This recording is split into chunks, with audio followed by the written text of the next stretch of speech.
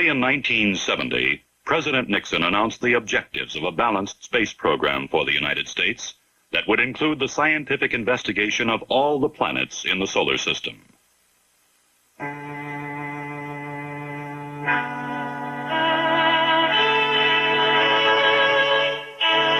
the 9 planets circling the sun, only the Earth is known to us at first hand. But observational techniques on Earth and in space have given us some idea of the appearance and movement of the planets and enable us to depict their physical characteristics in some detail. Mercury, only slightly larger than the Moon, is so close to the Sun that it is difficult to observe by telescope. It is believed to be one large cinder, with no atmosphere and a day-night temperature range of nearly 1,000 degrees. Venus is perpetually cloud-covered. Spacecraft report a surface temperature of 900 degrees Fahrenheit and an atmospheric pressure 100 times greater than Earth's. We can only guess what the surface is like. Possibly a seething netherworld beneath a crushing, poisonous carbon dioxide atmosphere. Of Mars, the red planet, we have evidence of its cratered surface photographed by the Mariner spacecraft. In this painting of the planet, seen from its inner moon, dust storms sweep the rust-colored surface. Jupiter, nearly 500 million miles from the Sun, is the largest of the planets, larger than 1,300 Earths. It outweighs all the other planets, moons, and debris in the solar system combined. Saturn, encircled by a halo of brilliant white rings, is the second largest planet and is twice as far away as Jupiter. In this rendering, Saturn is seen from its moon, Titan. Uranus is a pale blue-green ball 2 billion miles from Earth, traveling a great orbital arc in the intense cold and darkness of the outer solar system. Neptune is the farthest of the giant planets, so far from Earth that no features have ever been seen or photographed. Here, Neptune floats above Triton, one of its 2 moons. Pluto, nearly 4 billion miles away, is probably a snow-covered rock in the dim light of a remote sun. Only once every 175 years are the major planets, Jupiter, Saturn, Uranus, and Neptune, so aligned that a spacecraft can visit all 4 on a single flight. The last such planetary arrangement occurred in 1800, when Thomas Jefferson was elected president, and the development of the cotton gin stood at the forefront of American technology. The rare opportunity to probe these planets occurs in this decade, the 1970s, and will not recur until the middle of the 22nd century. Until the flyby of Mariner 4 in 1965, it was thought that Mars was much like the Earth. But the photographs of the Martian surface revealed that the planet was more like the Moon. Later missions photographed more than 2,000 miles of craters. In fact, the famed canals, once believed by some to be the work of intelligent creatures, proved to be chains of craters. This bright Martian desert either escaped the devastation of meteorite bombardment or was smoothed by some powerful eroding process. Yet Mars apparently has no running water that cuts and fills, so the scouring agent was more likely a wind-borne material. Another Marsscape called chaotic terrain brought more surprises to scientists and more questions to be answered. It appears as a maze-like region of jumbled ridges and steep ravines. That Mars is a world of contrasts we now know. The newly acquired knowledge has only whetted man's appetite for continued and more thorough investigations of Mars.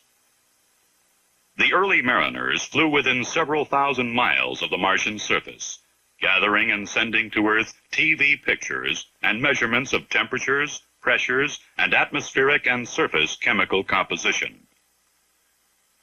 The exploration of Mars takes on a major new aspect in the present decade with the intensive investigations by the Mariner 9 orbiter and the Viking landing missions. Mariner 9 is designed to operate in Mars orbit for a minimum of 3 months. Its science experiments are similar to those made 2 years earlier, but data will be gathered over a much longer period. The single 2,200-pound spacecraft is capable of performing much of the mission originally planned for 2 orbiting Mariners. It arrives at Mars after a 5.5-month flight from Cape Kennedy and powers its way into an orbit that takes it around Mars once every 12 hours. Primarily a mapping mission, the Mariner television cameras photograph about 80% of the planet. Thermal and chemical maps of the same areas are made with data from other instruments. The overlapping wide-angle and spot coverage narrow-angle pictures are taken at Mariner 9's lowest altitude, about 750 miles. Objects as small as 300 feet across may be seen in the pictures. Mariner's orbit was designed to produce a continuous swath around Mars once each 17 days, making it possible to study seasonal effects on the red planet at 17-day intervals. One objective is to investigate what appears to be a wave of darkening that originates at the poles and spreads toward the equator as the polar caps recede, apparently responding to springtime increases in temperature and humidity.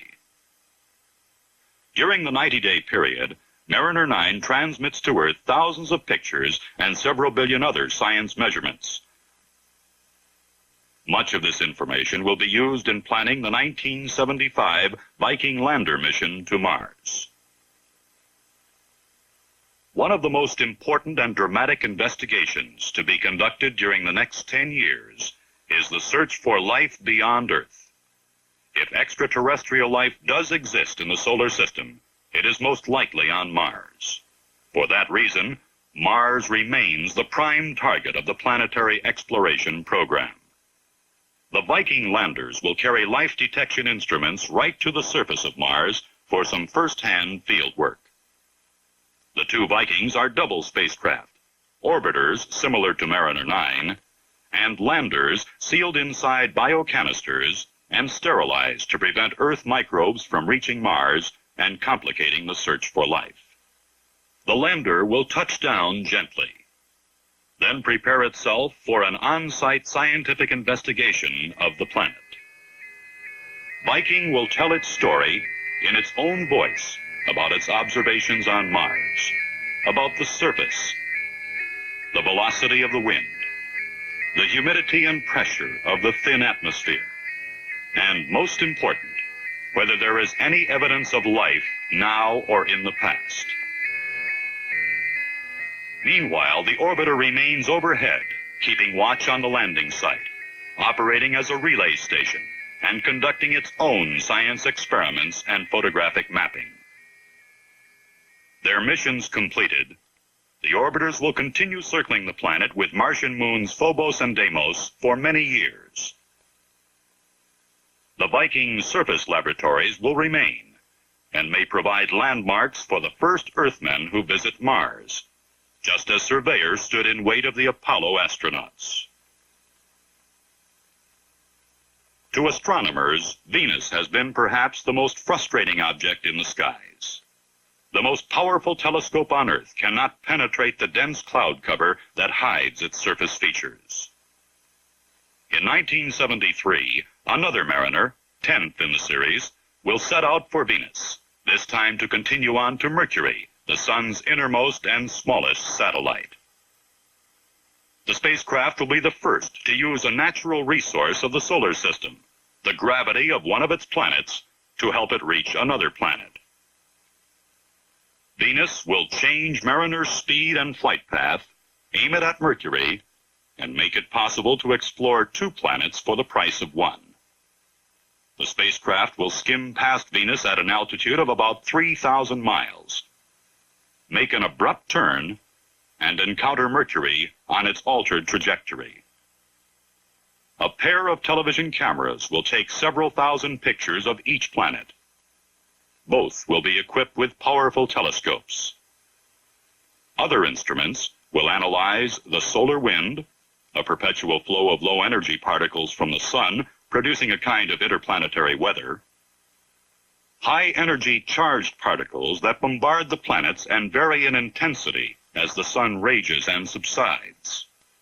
Temperatures of the cloud tops at Venus, and the structure and composition of the planet's upper atmosphere. As the spacecraft approaches Venus, the planet is almost between the Sun and Mariner. Only a slender lighted crescent is visible. The crescent grows as the two TV cameras alternately take pictures, beginning about 25 minutes and 10,000 miles from Venus. Cloud motion, cloud layer separation, and sunrise and sunset on the planet will be studied in the pictures.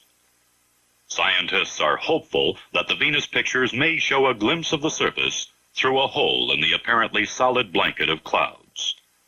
Thus far, only radar beams from Earth have been able to penetrate the cloud layer. Bright spots in this radar map, made in 1969, may be mountain ranges or possibly huge depressions.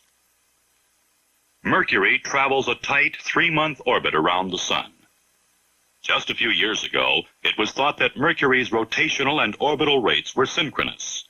That is, 1 day equals 1 year, with the same side always facing the Sun. But recent radar astronomy has shown that the tiny planet rotates 1.5 times each orbit. Mariner's high-resolution pictures of Mercury will cover the planet something like this during the first hour after encounter, and like this during the following hour.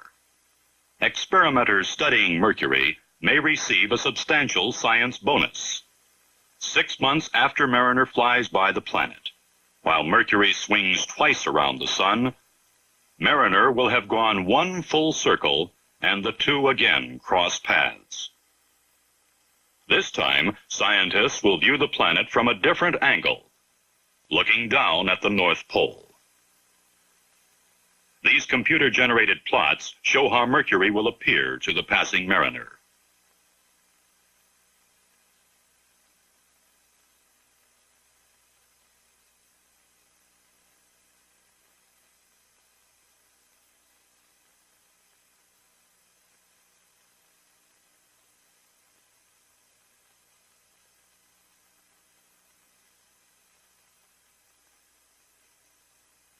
Early in this decade, the United States will make the first reconnaissance flights to Jupiter in a search for basic facts about the giant gas ball and some clues to the origin of the solar system. 2 spacecraft called Pioneers begin their long voyages in 1972 and 1973. 13 science experiments will study the uncharted regions of space beyond the orbit of Mars during the 600 to 900-day flights.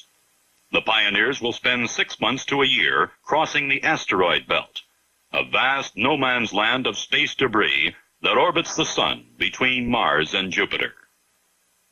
The asteroid belt is 150 million miles wide. Several thousand asteroids are large enough to be assigned numbers, and some even names. An objective of the Pioneer mission is to determine the risk factor involved in traversing the belt. Mission planners believe the chance of being struck by a particle large enough to jeopardize the mission is quite low. Sizes and numbers of particles will be measured by counting penetrations of these cells. 4 telescopes will observe the brightness, speed, and direction of asteroids. Another instrument will measure sunlight reflected from asteroids and cosmic dust. A continuous stream of information will be transmitted back to scientists. Measurements of interplanetary magnetic fields, the solar wind, galactic and solar protons and electrons, and the elements that make up cosmic ray particles. Even at the speed of light, these messages take nearly 3/4 of an hour to reach Earth. Pioneer will pass within 100,000 miles of Jupiter, increasing in velocity as it feels the pull of the planet's enormous gravity. From here, Jupiter fills the sky, colorful in stripes of pink and blue, pale grays, browns, and yellows. Scientists want to know what chemicals produce these colors. why a planet so large can rotate more than twice as fast as Earth, whether it has a solid surface below the seething layers of clouds, and why Jupiter radiates 3 times the energy it receives from the Sun. What causes the enormous red spot several times the diameter of Earth? And why does the dark red oval float at random with respect to the planet's motion? Conditions on Jupiter today may be very much like those most scientists think existed on primitive Earth several billion years ago when life began. Pioneer experimenters will attempt to establish proportions of some of the elements that make up this primeval atmosphere. Instruments will measure Jupiter's magnetic field and trapped radiation, both believed to be many times as strong as those on Earth. Temperatures, which may range from minus 200 degrees at cloud tops to thousands of degrees above zero in the interior, will be measured. A comfortable zone may exist somewhere in the atmosphere. After its swing by Jupiter, one pioneer will eventually escape the solar system, the first man-made object to do so. And the other may leave the plane in which the planets orbit the Sun, passing millions of miles above the orbits of the inner planets. What we learn about the gravitational effects of Jupiter will be used in planning multi-planet missions to the outer planets in the last half of the decade. Observations made with Earth telescopes have provided only tantalizing bits of information about the far-ranging outer planets. We look to spaceflight for some of the answers.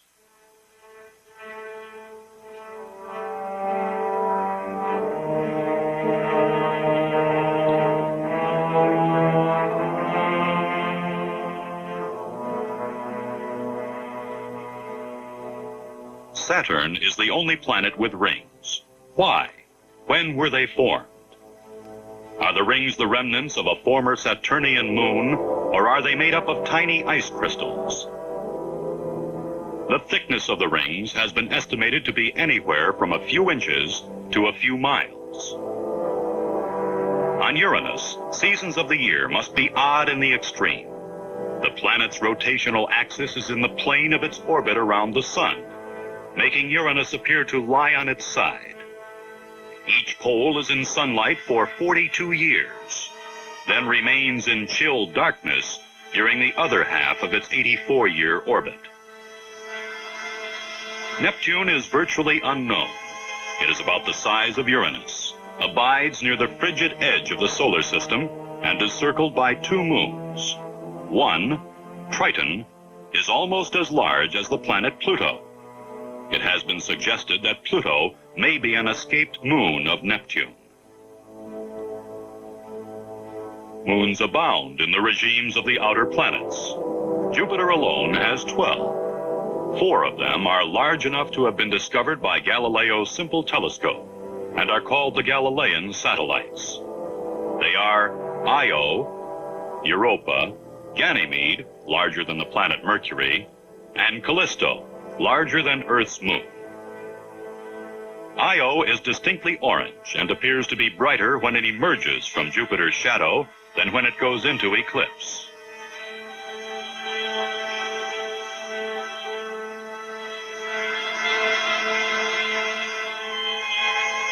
Saturn has 10 moons. One, Titan, is larger than Earth's moon and is known to have an atmosphere. Overhead, Titan's sky may be like Earth's, blue instead of black. Another Saturnian moon, Iapetus, could be the strangest of all. It varies in brightness as it orbits Saturn.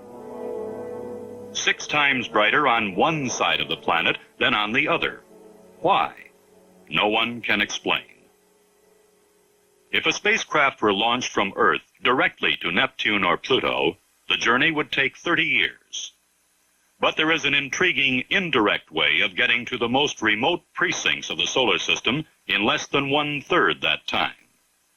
Jupiter is the key.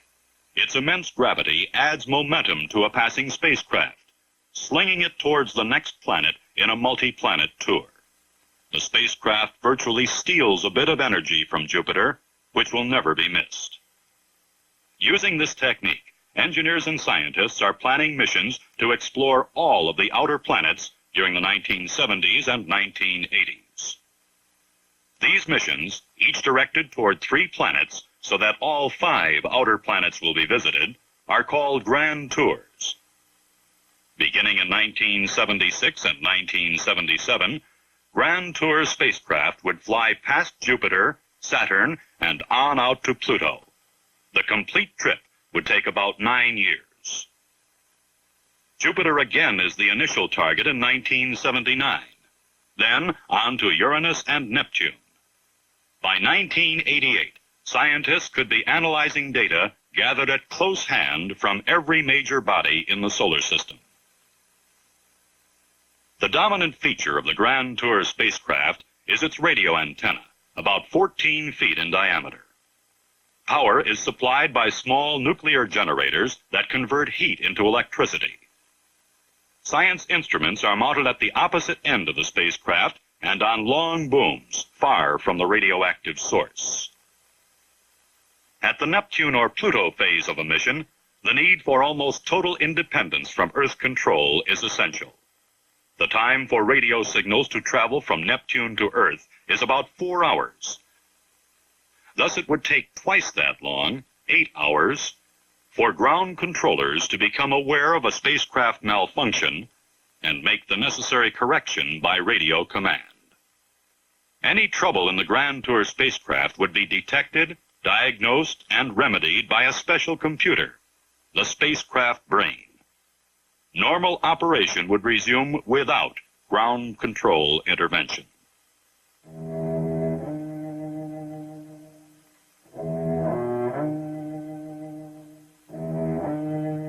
Besides satisfying the compelling urge of man to explore the unknown, exploration of the planets is returning information to help us better understand our own planet, Earth. How it began, how it is evolving, and how to maintain the delicate environmental balance which provides us such a comfortable home in space. Astronomers and cosmologists have estimated there may be as many as 100,000 other planetary systems, many similar to our own, among the stars of the Milky Way. Future generations will not lack for new worlds to explore. But our generation of the 1970s will have pointed the way.